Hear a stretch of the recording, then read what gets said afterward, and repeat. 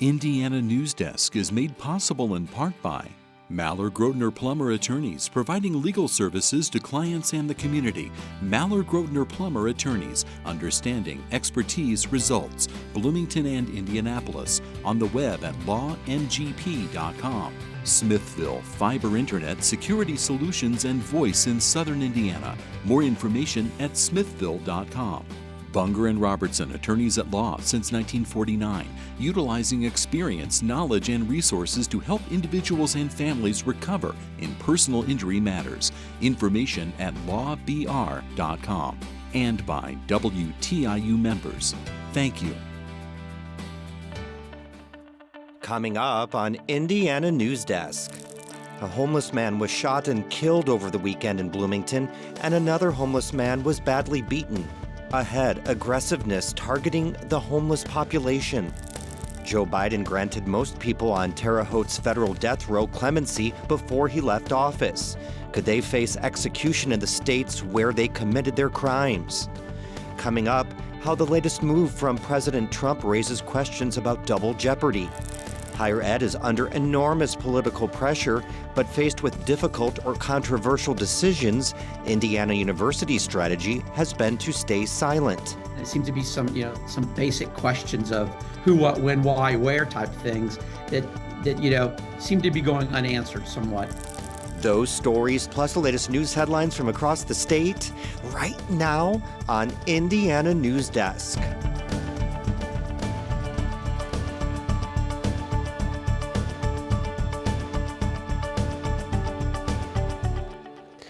Welcome to Indiana Newsdesk. I'm Joe Wren. Well, two people experiencing homelessness were attacked in Bloomington over the weekend, one of whom was killed.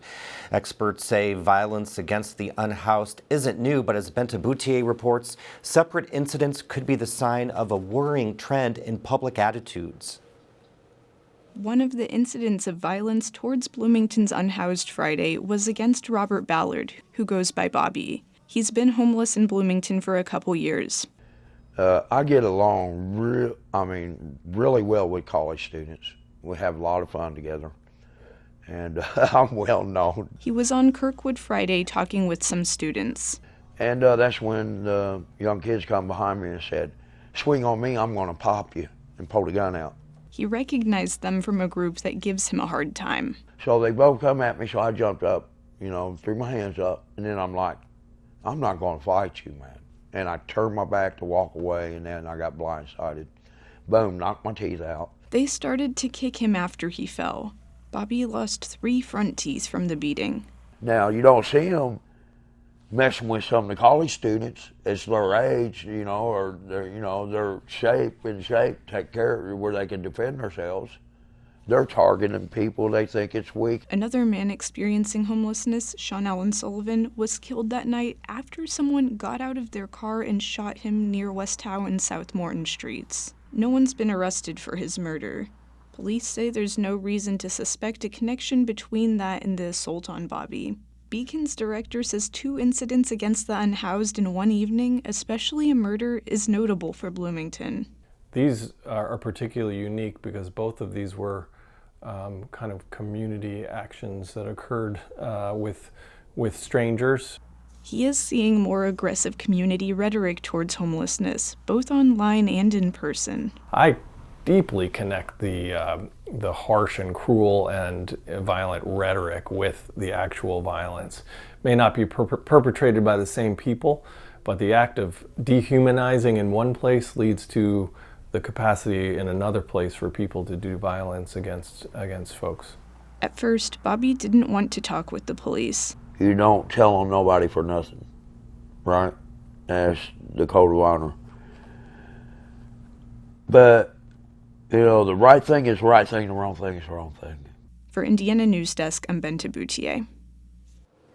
Police have made 3 arrests in connection with the weekend violence. They say they're continuing to investigate, and they're asking people in the area who might have footage of either attack to notify them so they can review the video. The Miami Correctional Facility could be housing as many as 100 ICE detainees.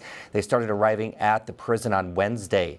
Outside, people continue to protest and call on lawmakers to stop using the prison as a holding facility. The federal government will pay the state almost $300 a day to house each detainee. The state's agreement with ICE allows for up to 1,000 occupied beds. Unless a court intervenes, the state will execute Roy Lee Ward next week. The governor on Monday denied Ward's clemency request. Ward was sentenced to death for the 2001 rape and murder of 15-year-old Stacey Payne. Ward will be the third person executed since Indiana resumed capital punishment in December. Indiana, of course, is also home to federal death row. That's in Terre Haute. WTIU's George Hale has been following several recent developments last week. Last week, the U.S. Prison Bureau moved 8 prisoners from federal death row to an even more restrictive prison in Colorado. George, thanks for being on the show. So who are they? So these 8 prisoners, they have, I guess, several things in common. Most important is they're among 37 whose death sentences former President Biden commuted to life without parole last December. And the incoming President, Trump, vowed to go after them as soon as he returned to the White House. And it was an executive order on Inauguration Day, basically telling justice officials to review their housing conditions and make sure they're imprisoned in conditions that he called in line with the monstrosity of their crimes and the threats they pose. So now you've done several stories this year about this place they're heading, ADX Florence, the so-called Supermax prison in the Colorado Rockies. Yeah, it's sometimes referred to as the Alcatraz of the Rockies. Communication there is really restricted. Interactions even with other prisoners is extremely limited. It opened in 1994, and its purpose is really to hold that tiny fraction of federal prisoners who the U.S. considers so dangerous that they can't be held anywhere else in the country. So is that how you describe these 8 prisoners? Yes and no. One thing that makes them theoretically more dangerous is that 7 of them were sentenced to death for murders that took place inside prisons. The 8th was once himself a prison guard in Oklahoma. At the same time, the Prison Bureau had never assessed them to be any greater risk than any of the other several dozen prisoners who have been serving death sentences before Biden's mass clemency.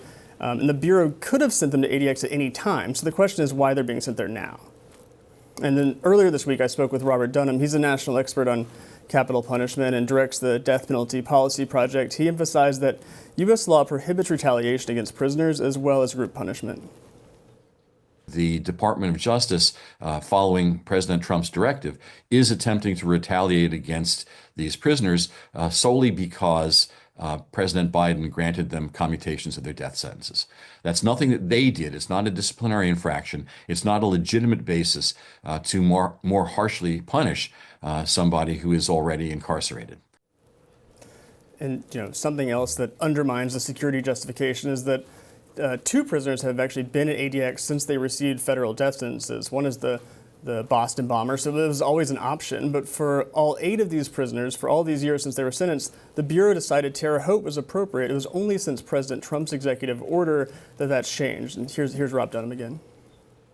Choosing ADX here, and especially choosing it as the default place to go, violates all the norms that we have seen from the Bureau of Prisons over the course of the existence of the federal death penalty. You also reported that a 9th prisoner was removed from death row in Terre Haute. Now he's in state jail. What do you know about him? Yeah, that's Brandon Council. He received a federal death sentence for double murder in 2017 during an armed bank robbery. He was one of the 37 prisoners whose federal death sentences Biden commuted to life. He's now facing state charges for the exact same crime. Prosecutors in South Carolina hope a jury will impose a death sentence at the state level, which would essentially restore the sentence that Biden reduced. It's highly unusual, especially for a defendant who's already sentenced to die in prison.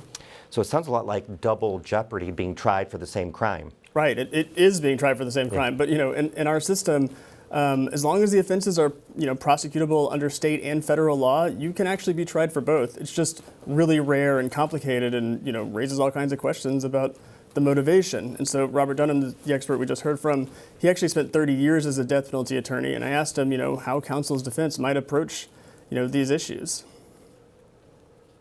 There are no two ways about this. If there had been any other basis for the prosecution, then the state would have pursued it long ago. But since the state decided it was not in their interest to do so, and the only changed fact is that the President of the United States has called for retaliation against prisoners, that makes this a retaliatory prosecution. And that kind of vindictive prosecution is prohibited by the Due Process Clause of the 14th Amendment. So the other thing that came up last week is the U.S. Secretary of War, Pete Hegseth, said he was fully committed to carrying out a military death sentence. Excuse me, this would be for Nidal Hasan, a former Army major who carried out a mass shooting at Fort Hood in 2009. So what's the likelihood of that being carried out, and then would that be in Terre Haute? So there hasn't been a military execution in the United States since the 1960s, but the last time one was scheduled, Terre Haute was the planned location. That was in 2008. So Terre Haute also houses the only execution chamber in the federal system, so I don't know where else it would be. So that means that we could expect a military execution? Probably not in this case anytime soon. So unless Hassan drops his appeals, the stage he's at in the appeals process that all prisoners are, prisoners sentenced to death are entitled to, it takes years to complete, and there's certainly, longer than the remainder of Trump's term left in that process. But another thing that's important to remember is that while Hassan has the right to pursue those appeals in court review, he has no obligation to do so. And some prisoners do choose to drop them before, they're complete. Classic case is the Oklahoma City bomber, Timothy McVeigh, did exactly that. And then he became the first person ever executed at Terre Haute. We'll keep an eye on that. Thanks so much for your reporting, George. You're welcome. Indiana Governor Mike Braun says redistricting is a daily topic among state lawmakers, despite nearly 2 months of constant pressure from the White House, including private meetings with Vice President J.D. Vance and Trump himself. No special session or redistricting has been scheduled. Republicans are continuing to try to drum up support. Previously, Braun floated the possibility of an early November special session. Boundaries for Indiana's congressional districts were last drawn in 2021. This mid-decade redistricting would target Indiana's 2 congressional seats held by Democrats, one in northwestern Indiana and one in deep blue Marion County. A proposed data center in Morgan County is one step closer to getting approved. As Bente Boutier reports, it's cleared a hurdle with the county's Plan Commission this week. Dozens of residents spoke at a Plan Commission meeting Monday in opposition to the data center. They're worried about possible pollution, the data center's water consumption, and resource conservation. I can't believe you guys would just not listen to the people. I know all the board meetings had everybody against this, but you guys all said yes. Why? Despite the opposition, the commission voted 5-2 in favor of rezoning 158 more acres of farmland for the project. That's in addition to nearly 400 acres of land the county commissioners approved earlier this year for rezoning. Morgan County residents told the Plan Commission it's not too late to back out on the project, and that they'd rather see different business development. Plan Commission member Bill Rumbaugh says he voted in favor of the rezone because he thinks it will do more net good than bad, but it does bother him that the developer's identity hasn't been shared. There are some disadvantages, but I think there are more advantages. And even with the tax abatements, we're going to make some money here in the county. The Plan Commission gave a favorable recommendation, but the county commissioners have the final say on whether to rezone the additional acreage. They meet on Monday. For Indiana Newsdesk, I'm Bente Boutier. Indiana University has faced unprecedented government and internal conflict, which affects tens of thousands of students and employees. But the university's leaders continue to make most important decisions in secret. Ethan Sandwise covers higher education and joins me now. Hi, Joe. We reviewed incidents from the past 3 years of our coverage and those that generated national media attention. Indiana University only provided written statements or referrals to old press releases in instances when they responded to our requests for interview. In times of uncertainty, the university has an obligation to be transparent and responsive as a public institution, as it accepts tax dollars and tuition payments. The Board of Trustees hired President Pamela Whitten in 2021, a process which was never openly explained. Since then, the number of unexplained decisions and unanswered questions has continued to grow. Despite the silence, scrutiny has mounted. Since she spoke with WTIU in July 2024, President Pamela Whitten hasn't given any interviews that might include tough questions. Her media appearances have been mainly on industry podcasts and small stations, such as the Morning Shakeup on WAMW in Washington, Indiana. Go Hoosiers, we're excited about the upcoming football season. You should be excited. We're going to be competitive, I tell you. For the past few years, IU has come increasingly under attacks from the State House, and its response has generally been to avoid communicating with employees and the press. President Whitten and Board Chair David Hormuth declined to be interviewed for this story. To have the leader of the institution not be heard, to be heard very infrequently I don't think it does the institution any good. In 2022, Attorney General Todd Rokita called for an IU professor to have her medical license revoked after she provided an abortion to a 10-year-old. IU only defended Dr. Caitlin Bernard after nearly 3 weeks of public attacks. In 2023, a state representative accused IU's Kinsey Institute of harboring sexual predators. IU only defended the institute after the state stripped its funding, and it did not refute the lawmakers' unsubstantiated claims. IU then announced that it would sever Kinsey into its own nonprofit, 2 weeks before the Board of Trustees' November meeting. Researchers were shocked and confused. We have many, many questions and concerns that they're not yet able to answer. Trustees postponed the vote after campus protests. When war broke out between Israel and Hamas in October 2023, IU began to identify security threats wherever activity related to the war took place on campus. In December, IU's Eskenazi Museum of Art canceled Palestinian alumna Samia Halabi's art exhibition, which was 3 years in the making, saying it couldn't guarantee security. If there are security concerns, the university has not elaborated and has not taken up our multiple offers to discuss them. The same month, IU suspended the faculty advisor of the Palestine Solidarity Committee for a room reservation error when he helped arrange a talk by an Israeli anti-Zionist author. During the meeting with the Bloomington Faculty Council yesterday, the provost refused to specify what safety fears he had to cancel those events. Bloomington faculty cited IU's failure to stand up publicly against State House attacks and its silencing of Halabi and Sino as grounds for a vote of no confidence in April 2024 against Whitten. The vote passed by 93%. The Board of Trustees put a statement out saying, quote, "We, the Board of Trustees, stand united in our confidence in President Whitten." Except they weren't united. A couple of hours later, they said, "Oh, Vivian, you wrote a statement." And I said, "Well, no, I didn't. I've been right here." They said, "It looks like you did." And then it went downhill from there. Things came to a head in April when IU responded to a planned pro-Gaza encampment in Dunn Meadow by changing its protest rules the night before.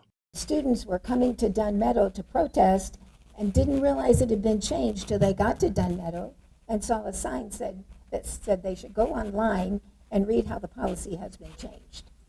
President Whitten would later say she feared the encampment would become, quote, "a magnet for those making threats of violence." No specific threats were cited, and Whitten was not available for interviews. Over 2 days, the police arrested more than 50 protesters, mostly IU students and faculty, on trespassing charges that the prosecutor's office called unconstitutional.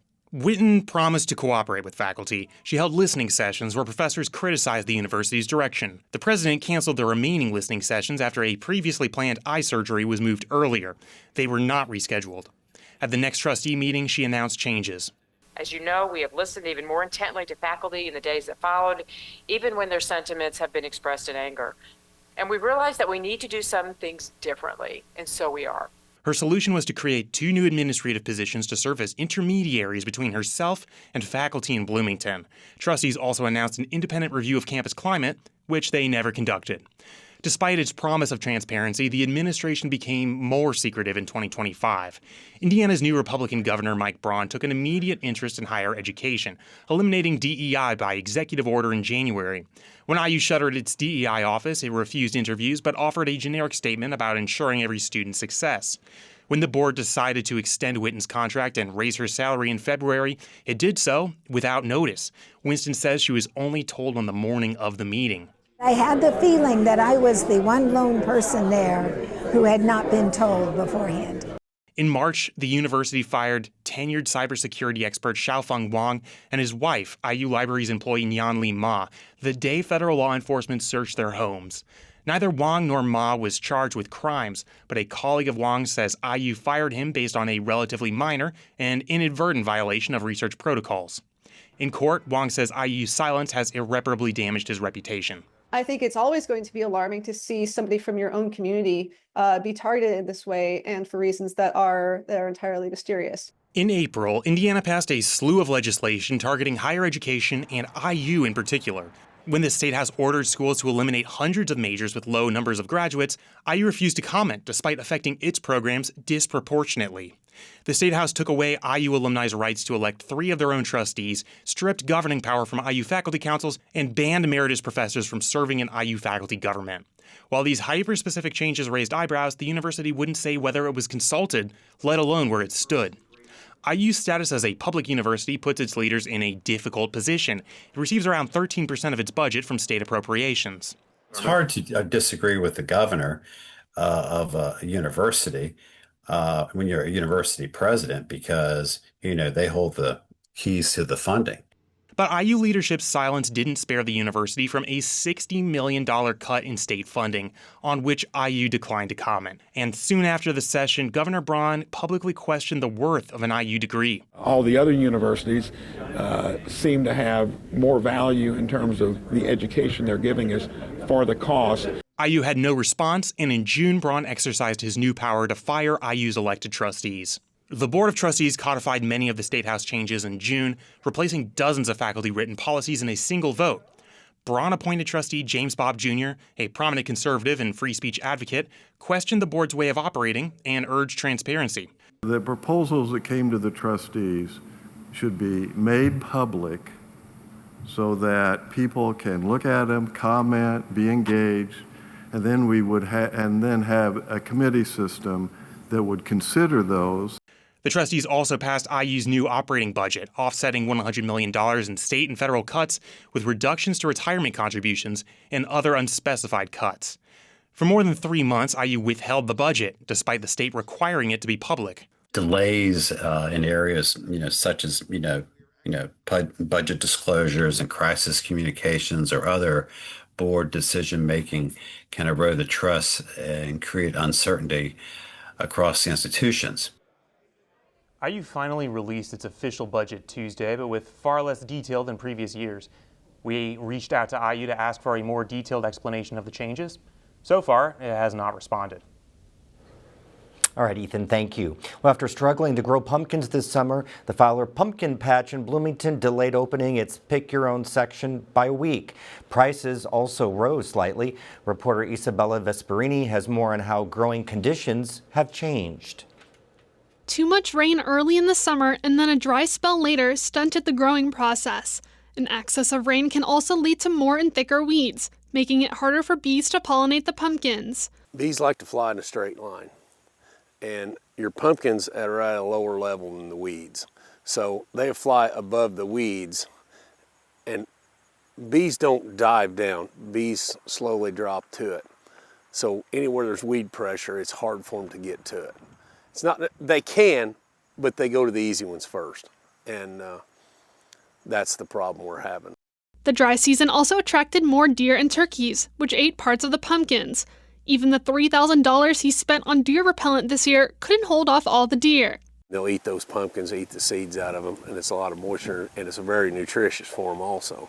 Pumpkins are normally planted in May or June, and depending on growing conditions and pumpkin type, can take around 100 days to ripen. Most mature by mid-September. But this year, Fowler needed extra time for the pumpkins to mature. The Pick Your Own section opened last weekend, a week later than usual. There were still a lot of green pumpkins, a lot of pumpkins to grow yet, so I wanted to give them one more week to do that. This year, Fowler grew an 8-acre patch of pumpkins. He got maybe 1,000 pumpkins an acre.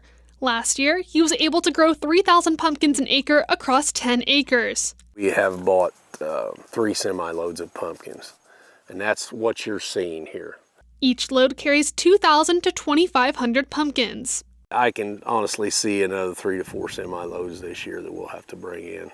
Fowler has raised prices for pumpkins by about $1 each. Prices vary depending on the size. For other activities, such as hay rides and the corn maze, prices have remained the same. Going forward, Fowler will try new ways to ward off the deer. starting next year, we're gonna do kind of old school, like a scarecrow, only with pie pans. If Fowler were starting a pumpkin patch from scratch today, it would be too expensive to sustain. The farm has been in his family since 1969, and he took over 16 years ago. When you have to buy the property and buy all the improvements and buy all the infrastructure to do this, it's not feasible. It's really hard for you to get started in anything like this unless you inherit a large sum of money or a large piece of property. That's the only way you can do it. And it's kind of sad because there's a lot of people that would do well at it. For Indiana Newsdesk, I'm Isabella Vesperini. The farm on the southwest side of Bloomington will be open until November 1st. Well, that's the end of this program, but our work continues online as we cover the news throughout the week at WTIUnews.org. Have a great weekend.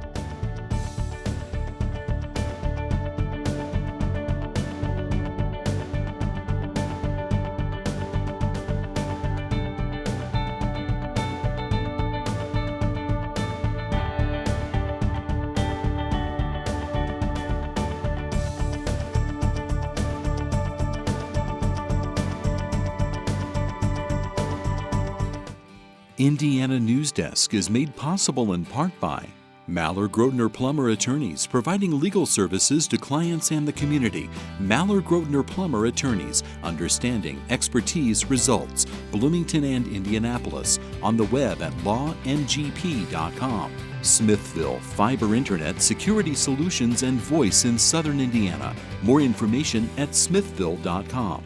Bunger and Robertson, attorneys at law since 1949, utilizing experience, knowledge, and resources to help individuals and families recover in personal injury matters. Information at lawbr.com. And by WTIU members. Thank you.